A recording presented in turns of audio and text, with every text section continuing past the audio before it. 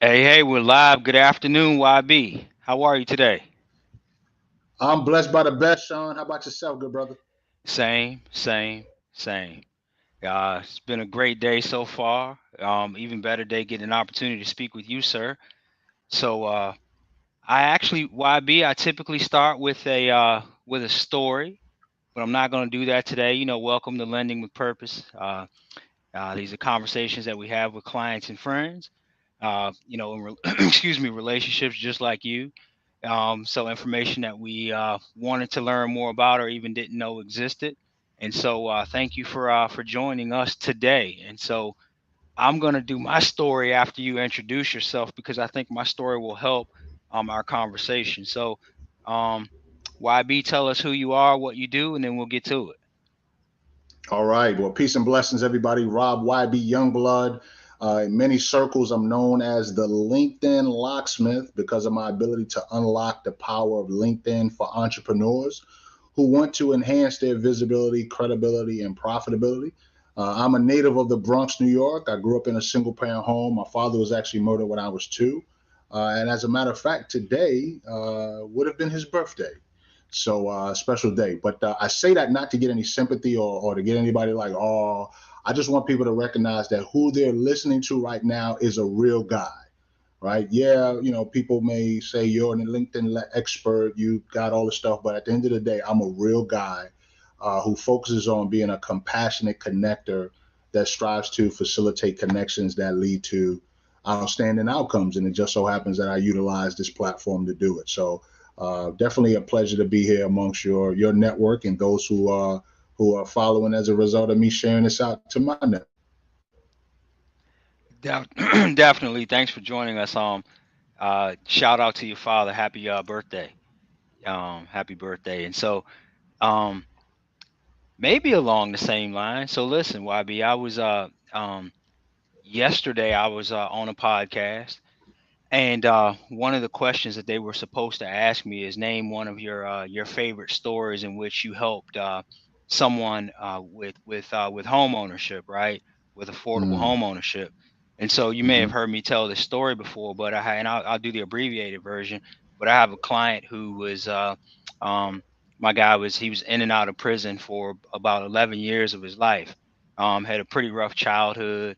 I know you had a great childhood though, but this particular guy, in and out of prison. He was what did he say? He was shot twice and stabbed mm, once while he was growing up. The final time YB he went to prison, his he's just like, he's just like, I don't want to do this anymore. This is not who I want to be. I want to break these curses around me. And so I need to do better. So he said he got out. He had to go back to the same people, places, and things, back to the old neighborhood, and he had to go into a building where there was pretty much YB one way in, one way out, mm, and walk through these same people, places, and things. And so he said his sweetheart, who he'd known forever, they ended up getting married right away because she held him down while she was there in mm, prison, and he said in the mornings he worked at Dunkin' Donuts, and then in the afternoon he spent some time delivering pizzas. mm, And so he said, fast forward a few years, he got an opportunity to get like a what he would assume would be a corporate job. So with him, it was blue collar, but it was for a huge organization. It was a big break for him. Paid time off, 401k, all that good stuff, right? And so he used the 401k to be able to purchase his home, right? And mm, so the moral of the story is that fast forward through all of this and he gets through everything and he starts to save money and he's still practicing gratitude and such. He gets an opportunity to purchase a house. And so we spend a lot of time together with through his home ownership journey because technology wasn't his thing. It was just like trying to figure out how to upload documents, how to receive them. So I would just spend time going to his house, and I mm, enjoyed actually talking to him. It was like really bittersweet because you get an opportunity to go and speak to someone and you hear their journey, so to speak. You mm, don't feel sorry for them, but it's like wow, you went through this and it's so awesome that you got a chance to get through this.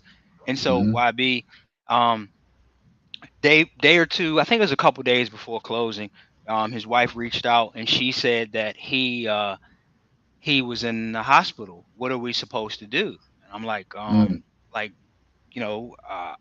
we can get a power of attorney for you, where someone will sign on your behalf, on his behalf, and you can do mhm, that. And I'm like, but honestly speaking, the guy that I know, I don't know if he's gonna stand for this. And so she called me back, and the next day, and she's like, "You're right. He checked himself out of the hospital." mm, So he had checked himself out of the hospital. YB, he had stitches from his stomach all the way up through his chest. His mm, appendix, he had an issue with his appendix. I think they had ruptured or something. And so he checked himself out of the hospital. I had to go to the house one final time to do something for them. And I walked into the apartment, and I noticed that it was empty, obviously because they were getting ready for their move.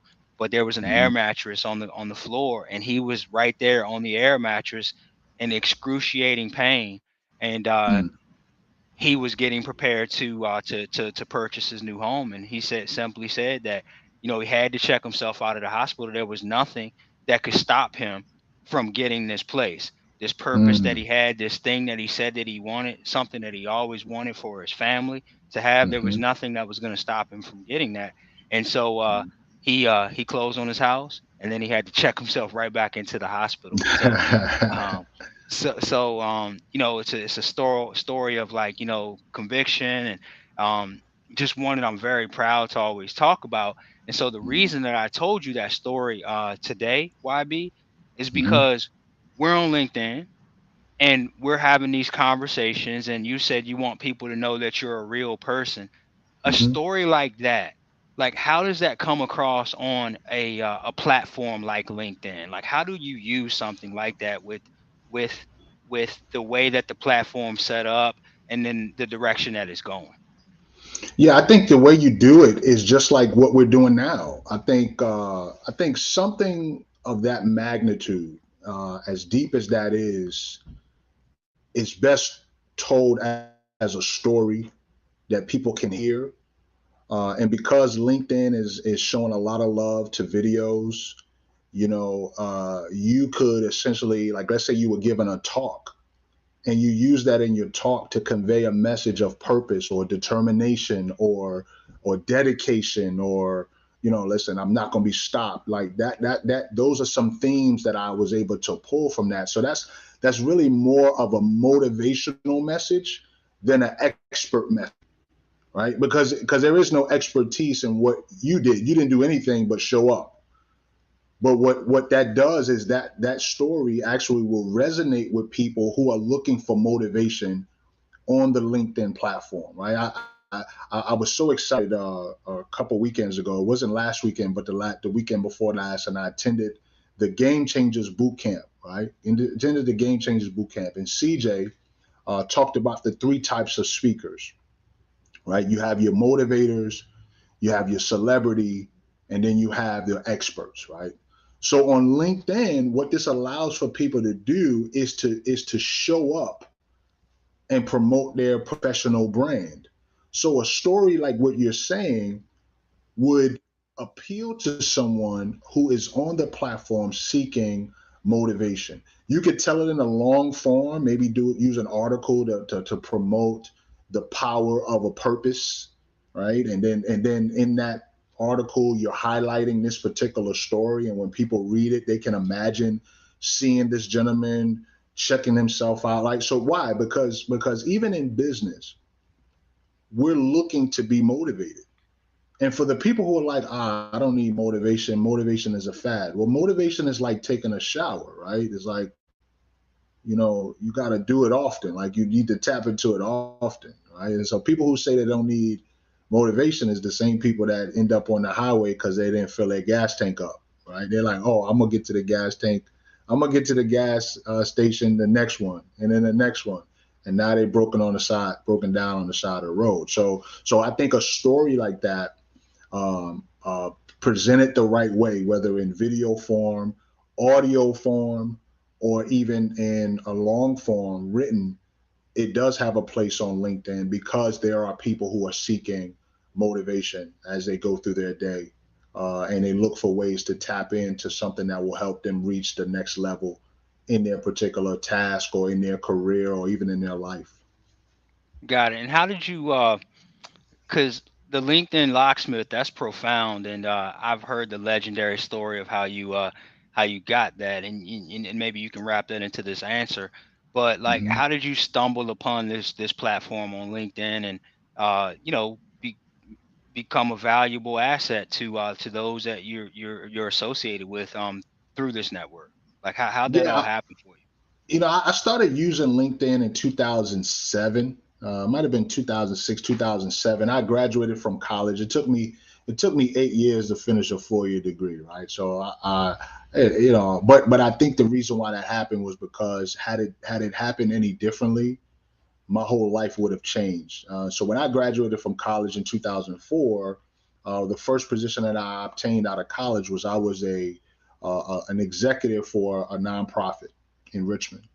And my responsibility was to go out and promote this nonprofit, promote this particular character and career education program, and network within the territory that I was assigned. And so, as a result of networking, I was invited to join LinkedIn. And at that time, LinkedIn was a platform that focused on providing job seekers with opportunities to connect with recruiters. As a matter of fact, at that time, Facebook was just getting started. You had to have a .edu in order to get onto Facebook, right? So LinkedIn was a little similar. You had to have people's email address in order to accept or invite them into your network or to connect, or else you wouldn't have been able to connect. So I stumbled upon it by networking, going to networking events, and then eventually being invited onto the platform and then setting up my platform. But because I had a sales and marketing background, and because I understood the value of networking, I studied people like Dr. Ivan Meisner, who is the founder of BNI. I studied Dr. George C. Fraser, who's literally the godfather of networking when it comes to empowering African Americans to close their own personal wealth gap. I took those lessons and I began to apply it as I networked. And I started leveraging LinkedIn as a CRM, a client relationship management tool, so that every time I met someone and I got a business card, I would connect with them on LinkedIn for the purpose of helping to support the nonprofit that I was working with. At the same time, I also was building an Amway business. I was in direct sales. So I was constantly contacting and meeting people and identifying new clients, partners. And so LinkedIn for me began to be a prospect tool. But in 2012, I was laid off from a nonprofit, not the one that I was with. It was a different one. And I prayed to God as I was leaving this position. I prayed to God that He would deposit within me something that would allow me to live for Him while utilizing my gifts and talents to be a blessing to others. And that's when the name YB Connects was downloaded into my spirit.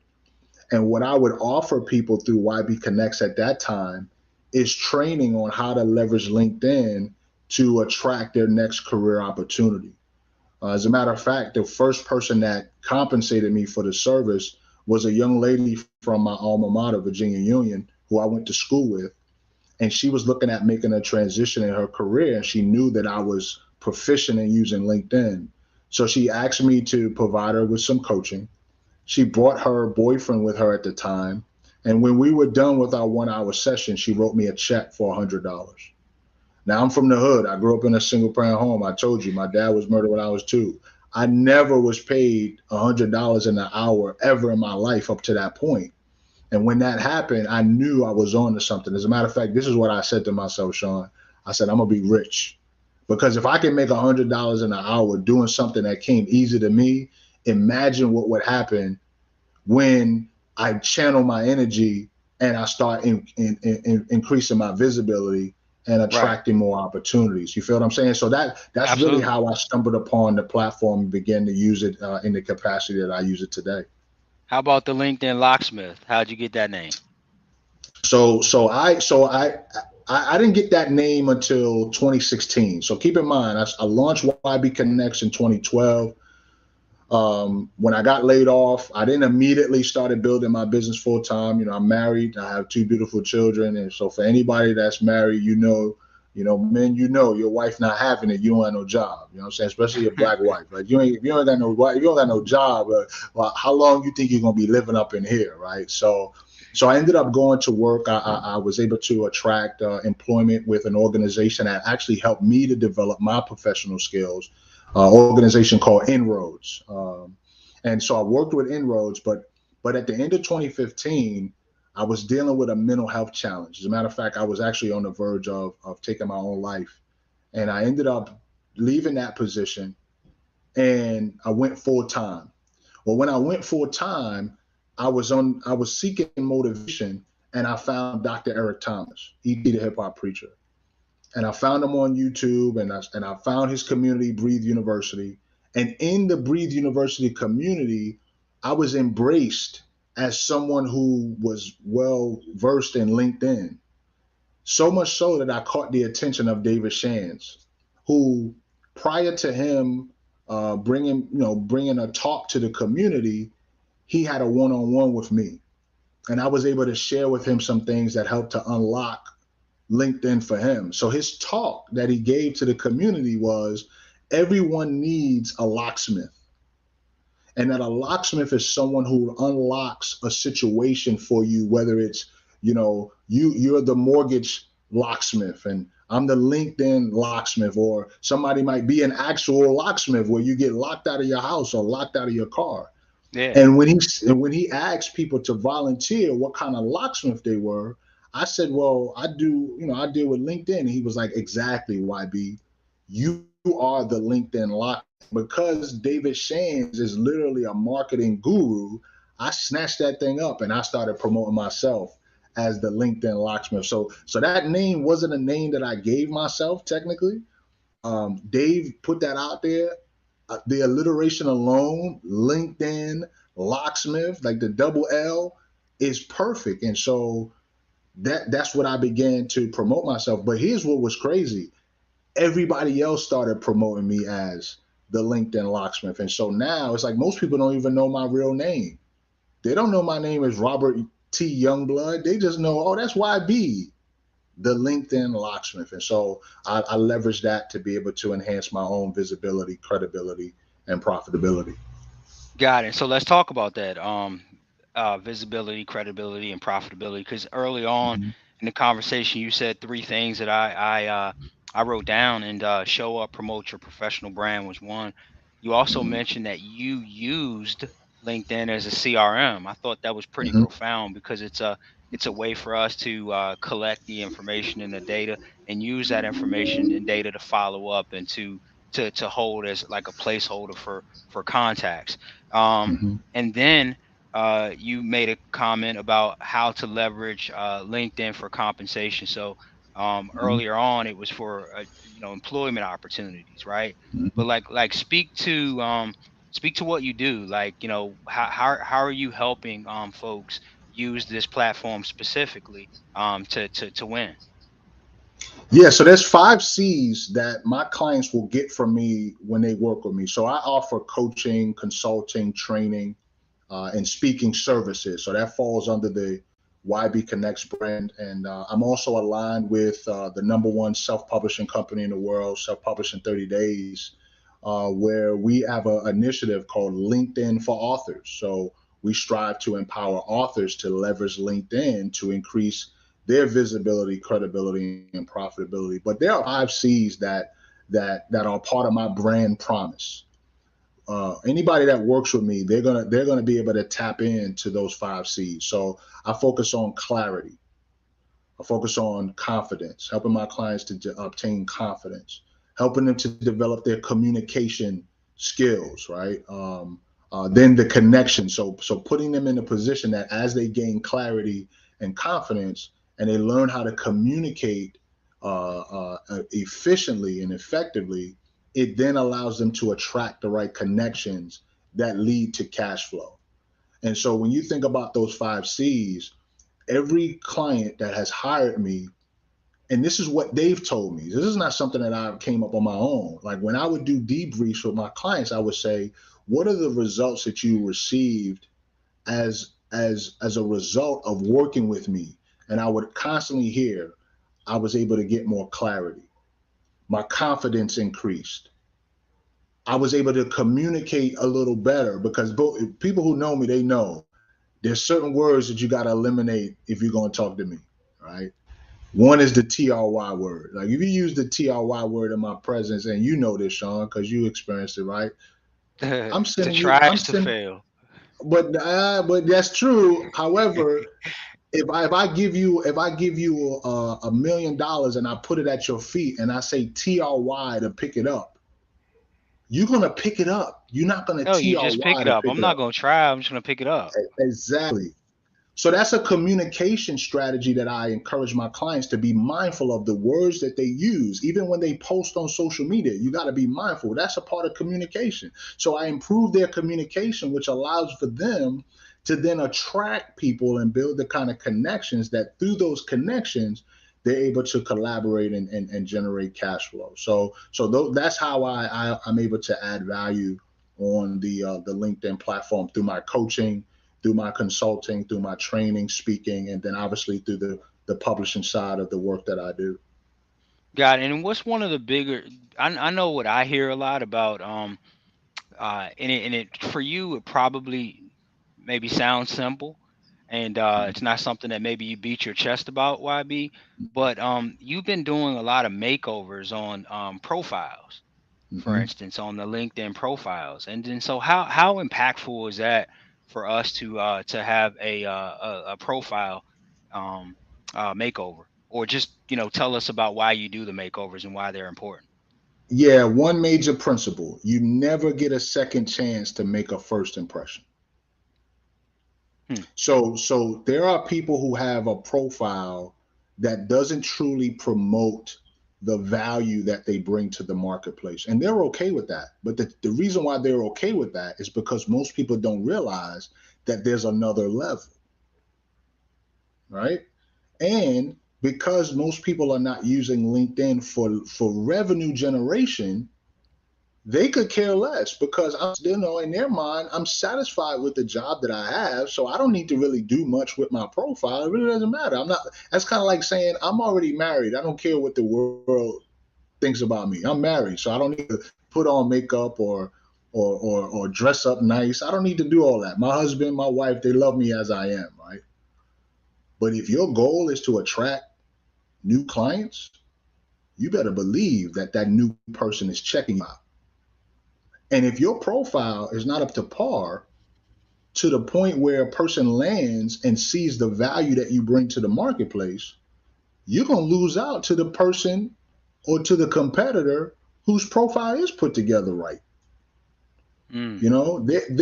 There's a mindset. So I have this framework that I teach my clients called the MMD framework, right? It starts with mindset.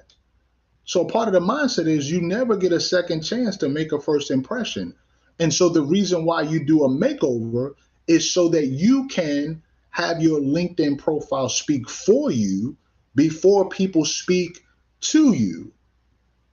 So if someone lands on my LinkedIn profile, they're going to read my profile and they're going to feel like I know this dude. So when they get on the phone with me, they're going to say, "Oh, YB, I see you from the Bronx." Well, how will they know that? Because I put it on my LinkedIn profile. They're gonna say, "YB, man, I see you've been doing this for quite some time." Well, how will they know that? I put it on my profile.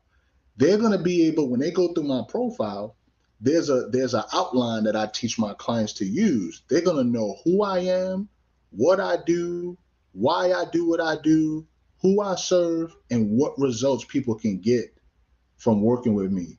Those are the five most important questions that a possible client is going to ask of a person that they're going to get service from, because I need to know, like, and trust you. Yeah, I got a need, but I don't have to choose you just because you do what you do. I need to know, are you the real deal? In your industry, there's thousands and thousands of people that are in your industry.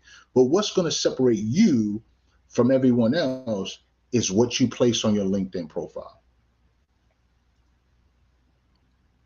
This is your profile. It's all hang on. It's this color somehow in this system here. Wow, I was hoping to get that up there so that I can show people your profile. But I'll stop the screen, Yes, sir. YB, because it was discolored. I don't know why how that happened, but yeah, I personally and you're gonna hold me to this, and I'll go public on record. I'm gonna need I feel like that I need a makeover. So Okay. I like what I've written on mine, and I feel like that I'm pretty proficient in using LinkedIn as a Mm-hmm. service. But I know that sometimes what we see as being the clarity is not Mm-hmm. necessarily what we want to portray, what we should be portraying necessarily, and the information that people should be receiving. So Right. I'm in love with my profile, right? But that doesn't necessarily mean that it's the proper one and it's the right direction to go. So Well, you can hold me to it. let I me need to give get a you. makeover. Well, I welcome the opportunity to work with you. I'll give you 3 tips so far, right? And then we'll definitely offline. We'll schedule a makeover because I'm actually in the process of my goal for the month of February is to impact 30 entrepreneurs and provide them with LinkedIn makeovers, and I'm offering an incentive for folks to register this month. So we could talk about that. But I would say the first thing that I would recommend is number one, in your headline, like so you have mortgage CEO, you have an entrepreneur, you have a relationship builder, you have communicator. And while that's great for people to see, it doesn't tell the marketplace the value you bring to the marketplace. So as a mortgage CEO, that doesn't promote the value. As an entrepreneur, it doesn't tell me what value you bring to the marketplace, right? So Mhm. I would Mhm. say the most important thing you can do is to identify and create a value statement that when people read it, they automatically can see the value that you bring to the marketplace. So let me give an example. I coach women entrepreneurs to create cash flow using LinkedIn, right? Mm. So that's a value statement that allows for people to see, okay, well, how do you add value? I coach. Who do you coach? Women entrepreneurs. What results do you get for them to create cash flow using LinkedIn? That's a value statement that now, when somebody lands on your LinkedIn profile and they see that, they're going to start to say, huh, he might be talking to me. If anybody goes to my profile now, if you click on my profile, what you're going to see in my headline is through LinkedIn coaching, publishing, and speaking, I enhance the clarity, confidence, communication, connections of and cash flow of HBCU graduates. Now, some people might say, well, what about people that didn't graduate from HBCUs? I can help you too. But when you and I, Shawn, go to Top Golf and we find us a nice little section where we throwing darts, the place on the dartboard that has the most points is actually the smallest part of the dartboard. So it's better for us to be specialized than to be generalist. And so, what your value statement will do when you set it up the right way is actually going to do 2 things. One, it's going to attract the right person and it's going to repel the wrong person. So, that's the first thing I would recommend in terms of your profile is to have your value statement listed. The next thing that I would recommend, Shawn, is making sure that in your about section, that your about section is more conversational than biographical. Mm. And here's what I mean. Biographical is when it's in third person. So imagine you talking to me and you say, Shawn Williams became the founder and president of Fortis Mortgage. I'm like, wait a minute. Who are you talking about yourself? You talking to me. So why would you start talking about Shawn Williams? Why don't you say I became the founder, right? So biographical in a sense that when people read it, yes, they are reading about you, but remember what I said. You want your LinkedIn profile to speak for you before people speak to you. So if I read the profile and it's like you're having a conversation with me while I'm reading, it's going to prompt me to what? Want to have a real conversation with you. Okay.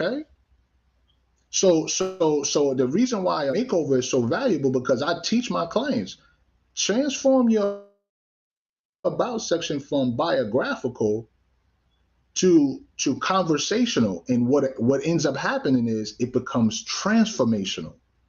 Mm-hmm. Right, it Mm-hmm. becomes transformational. So that's the second thing I would recommend, Shawn. And then the third thing I would recommend, especially in your industry, bro, is you got to level up on the LinkedIn recommendations, my G. You got to Okay. get you All you got right. to you got to get you some more recommendations. But here's how you do it: you do it by giving recommendations. And I know I'm touching on something for you because you're a big time giver. Your heart is as big as I don't know what. So if you can find ways to give recommendations, there's two things that are going to happen for you. One is the people you give recommendations to, if it comes out of the blue, they're going to be so shocked. They're going to say, oh my gosh, man, like Shawn, you didn't have to do that. Especially if it's written from the heart. If it's not like some standard message, right? It's written from the heart, it's specific. And then the second thing that's going to happen, outside of them being shocked, well, it's actually three things. The second thing that's going to happen is it may prompt them to then give you a recommendation. It's not guaranteed, but it's going to prompt them. But the third thing, and actually the most powerful thing, is you're going to now increase your visibility. Why? Because when you give a recommendation, you show up on the profile of the person you gave the recommendation to. Mm-hmm. So imagine you give in a year 50 recommendations. Like I have a client in London and I encouraged her, do one recommendation a week. She did 6 in a day. She's an overachiever. But imagine if you do 50 in a year, you're now located on the profiles of 50 other people who, if they're active on the platform, now people are looking at their profile and they're finding you. So those would be three things. And obviously we can go deeper when we do our session, but for the value that I wanted to give for your listeners and those that are watching, is that's the reason why I do what I do in terms of the makeover, because it's not enough just to change your title. It's not enough. Your LinkedIn profile grows as you grow. And so, and you know this because we've experienced Kindle and gone through the assessment. When you can use descriptors like words that helps to describe who you are and what you do, it creates a Yes. different picture than if you just I went to the store. Like nobody cares about that. You and I both know the power of storytelling and what it does for business. We know this. So Absolutely. what we want entrepreneurs to know is that if you can create that story on your LinkedIn profile, it's going to prompt people to take the next step. And what's the next step? They're going to send you an invitation to connect, and then you got to know how to handle that. So that's another step in the process. Hey, this is awesome. LinkedIn locksmith. So, YB, tell us how we can connect with you. What's the best way to connect? Well, first and foremost, how can I help you? How can we help you? Is there anything that you need from the community? Number one. And then secondly, Mhm. tell us how we can connect with Yeah, there's three things that I'm interested in right now in this season. Right now, is three things that I'm interested in. Number one, as I mentioned, I want to impact. I'm on a mission to empower, inspire, and impact 1 million Black and Brown entrepreneurs around the globe to level up on LinkedIn. So because I'm on your platform, you're helping me to do that. So I welcome opportunities to connect with other podcast guests. Opportunities to promote this message. And when I say around the globe, I'm serious around the globe. Yesterday, I had a chance to talk to a brother from Nigeria. We did a 20-minute LinkedIn session, not LinkedIn, but Zoom session. I did a call with a gentleman from London. So like the possibility is like there, like I could see it for me to be able to impact and influence 1 million people to become active on this platform because I know what it has done for the people that I've helped. So that's the first thing. I'm looking for opportunities to tell my story through interview, podcast, things of that nature. The second is I'm looking for opportunities to impact HBCUs, students and alumni. So I'm looking to align myself with alumni associations, student organizations, Black Greek letter organizations. I'm a member of Alpha Phi Alpha fraternity. And so I'm looking for outlets where I can come in and do some training or speaking that will allow me to influence and impact more Black and brown professionals to level up on LinkedIn.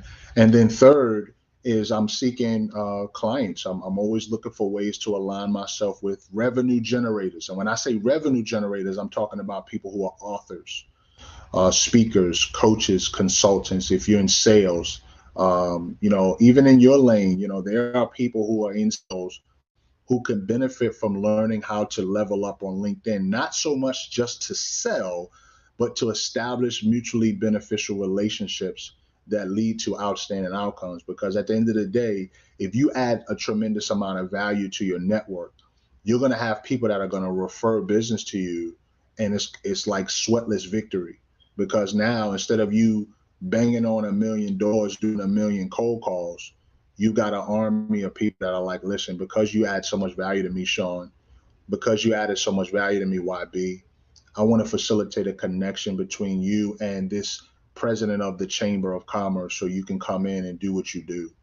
I want to introduce you to the president of this fraternity chapter, my fraternity's chapter, so you can do what you do. You know what I'm saying? Those things come out.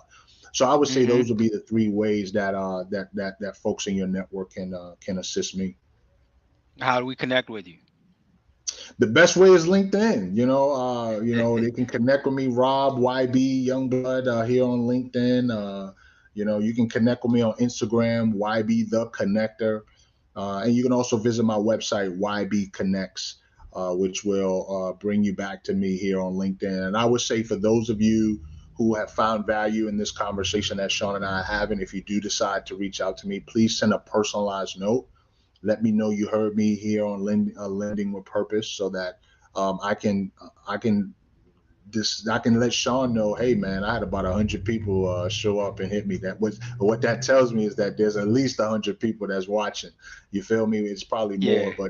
but the point of that is, whenever you connect with anybody on the LinkedIn platform, make sure you're sending a personalized note, because that'll help you get accepted into the platform faster. All right. So listen, YB, one person, one question. Who would it be, and what would you ask?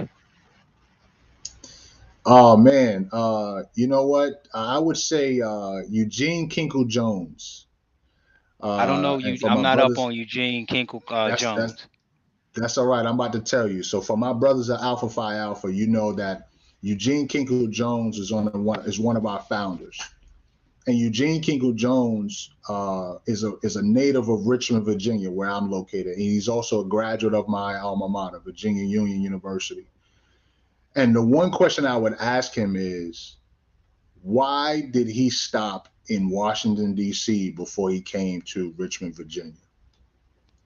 It's kind of an inside joke in the fraternity, but my chapter that I was initiated in is called the Gamma chapter, which he had a hand in founding. Right? He founded the chapter, and what he did was he actually set an example for me, because as a graduate of Virginia Union, he could have kept what he received at Cornell when they helped to found the organization. He could have kept that to himself. But what he ended up doing was coming back to his alma mater to do something that has impacted the lives of thousands of men. So the question I would ask him is, what prompted you to stop in Washington, D.C. on your way to Richmond? We joke around on why, but that's the question that I would ask him. Because they ended up stopping in D.C. at Howard University, and they started Beta chapter. And then they came to Richmond and they started Gamma chapter. So I think that would be the question that I would ask them. That's funny. So we have a fraternity beef getting started here on Lending with Purpose. Oh no, that's great. That's a great question. That's an awesome question. Thanks for that, YB. So listen, Mhm. as I always Yeah. say, it would be such a shame for me to have these connections such as YB and keep them a secret. And so there's anything that I can do, we can do to help you in any way, please don't hesitate to reach out. Everybody still remain as safe and as healthy as possible. Sounds like we're getting through this thing that we're going through. Just try to remain as safe and as healthy as possible. And we'll be here next Tuesday. Next I apologize, next Thursday at 2 o'clock. And so, YB, thanks for your time today, sir. My pleasure, Shawn. And listen, as I wrap up, I tell people there's three B's that you wanna keep with you: be encouraged, be blessed, but most of all, be faithful over the gift that you've been given, because your gift will make room for you. Appreciate you, Shawn.